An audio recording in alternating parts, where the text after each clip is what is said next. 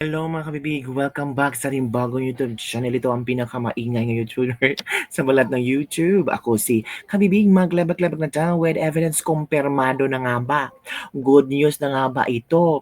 At ito na ba ang regalo ni Senator Amy Marcos para sa mga Duterte supporters na talagang kinakabahan kung si Boying Rimulya ay magiging ombudsman? Kasi sabi ni Senator Amy Marcos ay ako kakasuhan si VP Sara Duterte ng plunder at ipakukulong ni Boyeng Rimulya. Pero ito nakabibig ha. Nabasa ko lang ito, nakita ko lang ito na i-share ni Miko Poge. Oh, si Miko Poge ay isa sa mga DDS vloggers na MP Miko Poge. Oh, mulat na ang taong bayan. Jesus Crispin Boyeng Rimulya. Yan ha. Kita nyo naman. Oh. Tuluyan ng tinanggal sa listahan ang kaniyang application para sa ombudsman. Nako, ito na nga ba ang good news na gusto mong palakpakan? Palakpakan naman natin yan kung totoo yan. Mulat na ang taong bayan, tanggal na sa listahan ng mga aplikante para sa ombudsman si Jesus. Justice Secretary Jesus Crispin Boyeng Rimulya. Jesus pala to, no? Por Diyos por Santo, Jesus ang pangalan. Naku po, bahala na kayo kung ano ang mga naisip nyo, pero Jesus pala itong taong ito. Ito pa sabi, anong nangyari? August 8, 2025, dumaan na si Rimulya sa Judicial and Bar Council JBC interview pero hindi pa siya nakakuha ng clearance mula sa ombudsman na isang requirement bago mapasama sa shortlist. August 14, 2025, ayon sa verifiers, tuluyan ng tinanggal ang kanyang aplikasyon. Ang dahilan, may pending cases siya sa ombudsman kaya hindi na siya makakuha ng clearance. September 2, 2025, kinumpirma ni Senator Marcos malinaw ang conflict of interest dahil paano ka magiging ombudsman kung mismo ang ombudsman ay may iniimbestiga laban sa'yo. Nako mga kabibig, hostesya at tamang proseso ba to? O politika na naman ang pumagitna? Nako mga kabibig, ay ewan ko. Basta ramdam ko kabibig na hindi talaga itong si Boyeng Rimulya maging ombudsman. Madami ang mga ayaw sa kanya. At speaking of ayaw sa kanya, Senator Amy Marcos, di ba alam naman natin na ayaw ito kay Boyeng Rimulya. Di ba kabibig? Siya nga ang nag-tawag dito, nagsumite ng counter affidavit, motion sa JBC na hindi pwedeng si Boyeng ang maging ombudsman. May kaso pa yan sa ombudsman. Hindi pa nga makapagbigay ng clearance. Tapos itong si Boyeng, minamando niya ang ombudsman. Oy, ombudsman, bilisan nyo naman yung kaso ko dyan kay Amy. Ilabas na ang resulta. Ngayon, ang chika mga kabibig, tuluyan ng tinanggal. Eto pa ang pruweba ko sa inyo tungkol dito kasi si Jason sa kanyang Facebook fan page din ay nag-post hinggil sa tuluyan ng pagkatanggal ni Boyeng Rimulya. Hanapin ko nasan ba si Jason sa nasan ka ba? Nakita ko hindi lang si Miko Pogi ang nag-post pati si Jason sa eto na. From Mr. Jason sa click natin to. Yan ganyan Jesus Crispin Boyeng Katibayan Rimulya tuluyan ng tinanggal sa listahan ng mga pagpipilian na magiging ombudsman ng Republika ng Pilipinas. Ang balitang ito ang pinakamaugong sa mainstream media na ulat mula pa kaninang umaga. Siyempre naman kasi may pending siyang napakabigat na kaso. Isa na rin yung pagkakanulos sa isang Pilipino sa dayuhang bansa at organisasyon, ang dating Pangulong Rodrigo Roa Duterte. Dagdag pa riyan na ipinagtanggol siya ni Congressman John Flores, isang nagmamagaling na kongresista mula sa Bukidnon, kahit wala siyang ombudsman clearance. Yung congressman mula sa Bukidnon ay dinuro-duro at pinatatahimik pa ang mismong tagapagsalita ng Korte Suprema kaugnay sa failure ni Rimulya na makapag-submit ng clearance sa Judicial Bar Council. Yan na kabibig. The boat is sinking, sabi pa mga netizen. Ngayon, may lamat si BBM at saka si sino to? Si Martin Romualdez, tapos itong si Boyeng Rimulya ay tanggal ng tuluyan sa listahan ng mga aplikante bilang ombudsman, so the boat is sinking. Sabi ng iba, the time of reckoning is coming to town. Ito ang totoong bloodbath na sinasabi ni VP Sara. Oh, nako. Thank you, JBC. Pinakinggan niyo po ang hinaing ng mga Pilipino. Winner tayo from Marivic Pinto Cabeles. Napaka-obvious naman bakit gusto niya maging ombudsman. Oo. Para kay VP Sara at mga Duterte at kaalyado. Para kakasuhan niya si VP Sara. Ito pa ang komento. Thank you, Lord, for listening to our prayers from Inuj Azonomil. Thank you po, OIC Ombudsman Vargas, for not giving into pressure. Thank you, JBC, for standing with what is right. Dapat patas sa lahat at hindi ma-influence ang uupo dyan.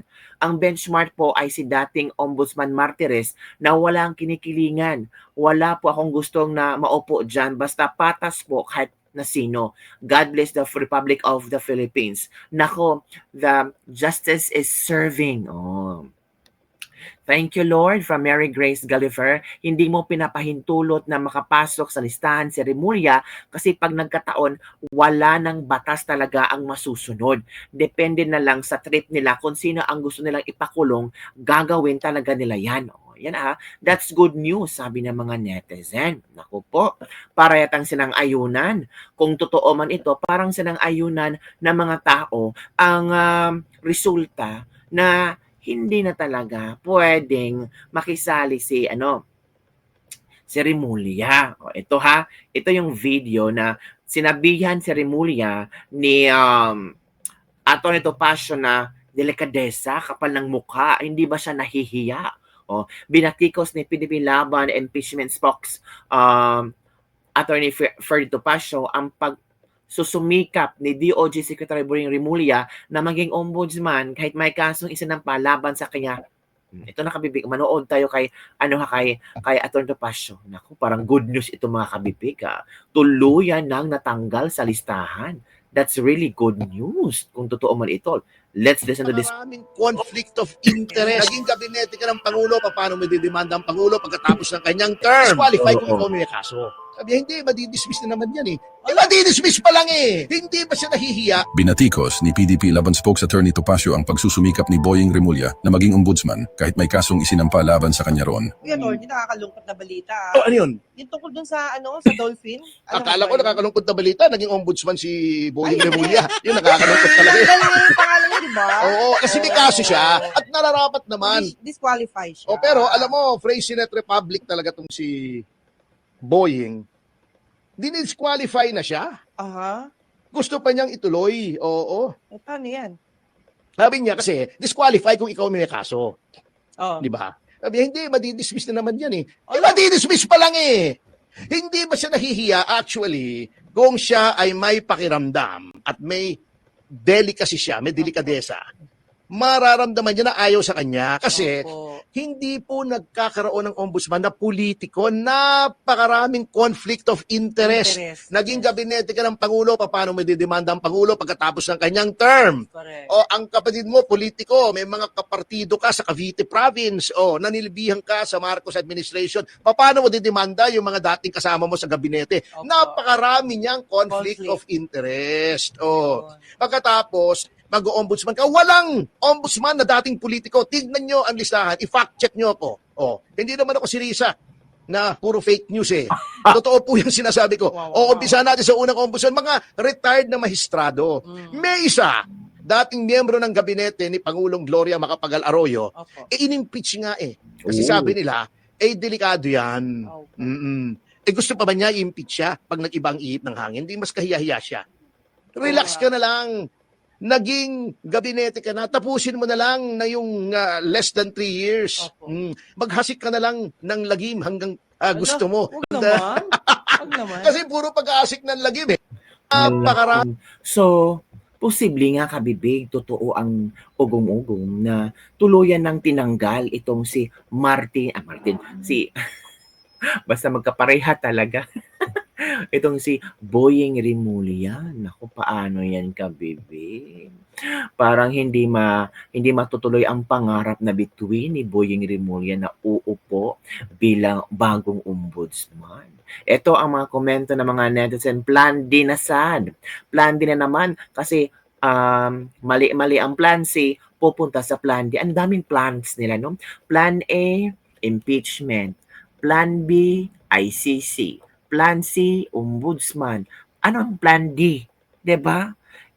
Kokonek sa flood control project. Ano ba naman yan? Deserve, hindi mga hari ang kasamaan, kulang pa yan, Judas. Buti naman walang gagawin na mabuti yan, Fam Andre, Laya, Ugbasa. Kung mababasa lang ito ni BBM, pero alam nyo kabibig, the last word daw, kung sinong pipili ang ombudsman ang presidente. Pero ang GBC ay magsusumiti ng mga shortlisted names ng mga magiging ombudsman. At doon pipili si Pangulong Bongbong Marcos sa shortlisted after all the interviews, the shortlisted na kung sino ang gusto maging ombudsman. Paano ba naman yan? Ramdam na mga netizen na kung ma-shortlist si Boyeng Rimulya, kung for example lang ito talaga ang pipiliin ni Bongbong Marcos. Kasi alam mo naman, kapartido, kapuso, kapamilya, kautak, kabangag, kayo talaga kung ano mga iniisip nyo. Ito pa ang komento ng ilang mga netizen. Sabi nito ni Romer Tayong, Myra Pud, Highs, ang gaba, dili magsapa. Ito si Boyeng Man. So yun lang po mga kabibig ang ating Ladies Lebak-Lebak for today. Do you think natuluyan talaga na matanggal si Boyeng at si Boyeng ba talaga ay susurrender? Talaga bang hayaan na lang ni Boyeng na matatanggal ang kanyang pangalan? Pero balita-balita talaga ito kabibig niya. Tanggal na talaga si Boyeng. Boyeng Rimulya, tuluyan ang tanggal sa listahan. Maghanap pa tayo ng iba baka meron pang mga chika dito na tuluyan tinanggal si Boyeng. Wala pa naman. Ito from optics. Sino pa ito? Pero si Boyeng, sabi ni Boyeng ang promise niya pag uupo siyang ombudsman, wawakasan niya ang korupsyon. Iba si Boyeng, wawakasan niya ang korupsyon. Tapos, ang confident si Boyeng na hindi siya ma-disqualify. Parang iba din ang confidence ni Boyeng Rimulya. Sabi ng Optics Politics ba, Justice Secretary Jesus Boyeng Rimulya has been delisted. Ito na. Delisted na talaga. Kumpirmado from Optics. Ito share ko sa inyo Masabihin nyo naman gawa-gawa na naman na ibig kabibigay kung ano mga sinasabing kami. Ito yan Justice Secretary Jesus Boyeng Rimulya has been delisted. So tanggal from the Ombudsman shortlist. A partial victory for Duterte's and for every Filipino who demands real justice. His political maneuvers, questionable involvement in Duterte's arrest and transfer to the ICC, and substandard contact proved he is unfit to uphold the law. His exit sends a clear message. The Ombudsman is for accountability, not political theatrics. Good riddance. Yan ang kabibig Delisted si Rimulya. So, totoo pala. Tanggal sa listahan si Rimulya. Nako, ang sakit naman sa puso pag malaman mong tanggal ka na. Diba, mga kabibig? So, yun kabibig ang mga trending na ating pinag-uusapan. Ano kayang reaction? So far, wala pa namang istorya. Diba? Wala pa namang komento si Rimulya. The removal of Rimulya from consideration is therefore more than procedural. It is symbolic. It signals that accountability still matters. That constitutional mandates are not mere suggestions for those in power. That the Filipino people, wary of political tainted appointments, can still assert their collective voice in favor of justice, not political vendettas. In sum, Rimulya's removal is not a defeat. It is a clarion affirmation of what Filipinos demand from their institution: integrity, fairness, respect for the law. It is a reminder that while political battles may rage in corridors of power, there remains a line that must not be crossed, a line that separates justice from political theater. And by this message, Remulla exit from the shortlist is undeniably a good riddance. So, yan. Ko. Big thanks sa Senator Amy Marcos talaga, kabibig. Palakpakan natin. Si Senator Amy Marcos talagang ginawa niya lahat para mapigilan si Remulla na magiging ombudsman. A big thanks to Senator Amy Marcos for taking the courage to file a case against him at the ombudsman, else all will be sounding victory for the Remulla. Answered prayer by the Filipino people for the people. Pero need pa rin nating bantayan sino ang appoint ni BBM. Alam natin na maliban kay Remulla, mayroon pang nasa listahan na maaring gamitin nila for the purpose only they know. So, God is watching. Time for reckoning. Ito pa, oh. A big thanks, talagang naalala ko, bibig ba, malaki pala ang tulong ni Senator Amy Marcos, no? Kung hindi siya nagpa-Senate hearing, hindi siya magpa-file ng kaso sa ombudsman, at posibleng si Remulla ay magiging ombudsman, 'di ba? So, merong advantages talaga sa ginawa ni Senator Amy Marcos. At hindi talaga hinayaan ni Senator Amy Marcos na after nag-file siya ng kaso sa ombudsman, wala nang pakialam si Senator Amy Marcos. Hindi. Talagang tinutukan niya hanggang sa huli, mga kabibig. Hindi pa nga siya tapos eh. Hindi pa tapos si Senator Amy Marcos. Nako. Palakpakan natin si Senator Amy Marcos. Tanggal na talaga sa listahan si Boying Remulla. Salamat, Senator Amy Marcos. Talagang pinapakita mo talaga na ikaw ay para sa Pilipino, para sa bayan ng Pilipinas, at para maprotektahan mo ang totoong hustisya. Yun lang, kabibig. Don't forget to like, subscribe, and share this video para sa mga latest trending news na ating pag-usap-usapan. Bye everyone! See you next time. Naku, grabe.